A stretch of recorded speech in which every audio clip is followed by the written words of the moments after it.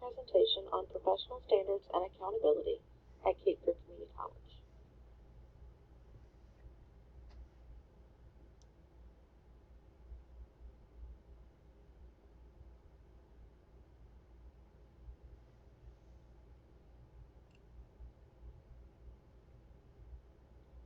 So just to give you guys a little bit of a background, I am a member of the psychology faculty at Cape Fear Community College, and at our institution, the psychology discipline is housed within the Department of Social Sciences, which is in the College of Arts and Sciences, which is basically the college transfer program.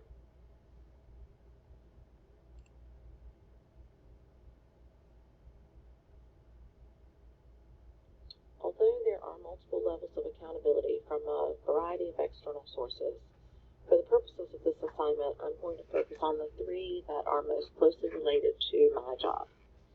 The first one I'm going to talk about is the Southern Association of Colleges and Schools Commission on Colleges, also known as SACS-COC, as discussed in class.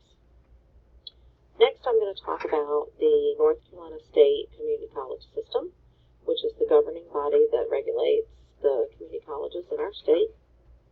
And then third, I'm going to talk about standards that are provided by the American Psychological Association for teaching in my discipline.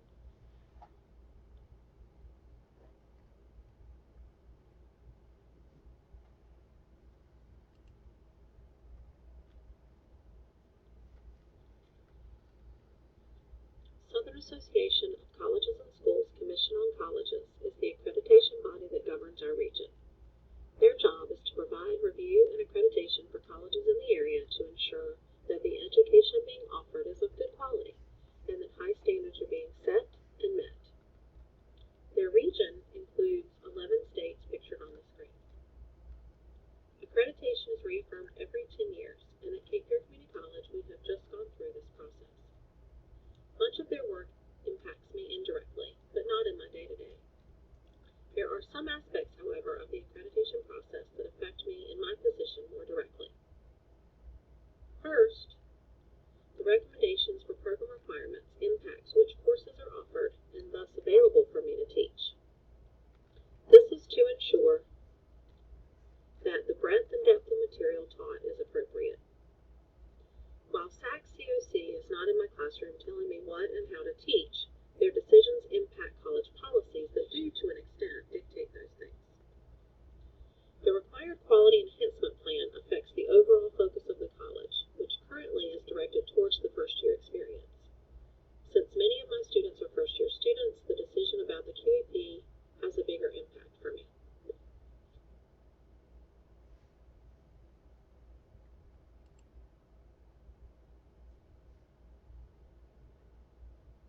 The North Carolina Community College System is the governing body for all community colleges in the state.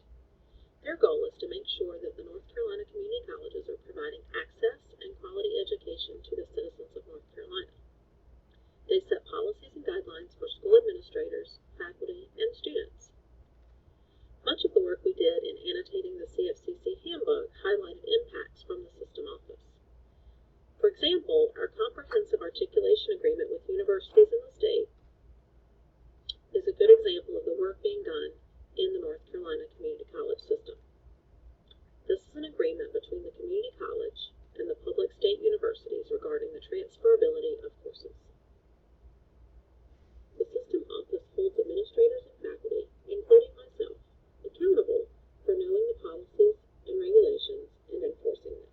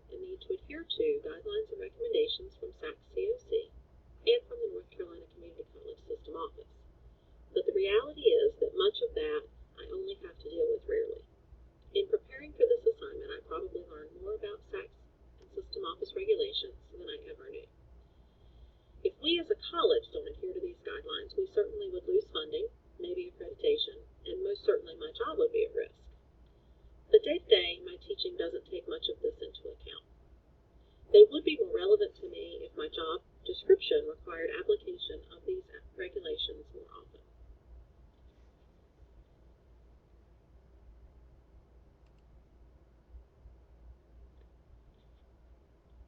Thank you so much, everybody, for listening to my presentation today.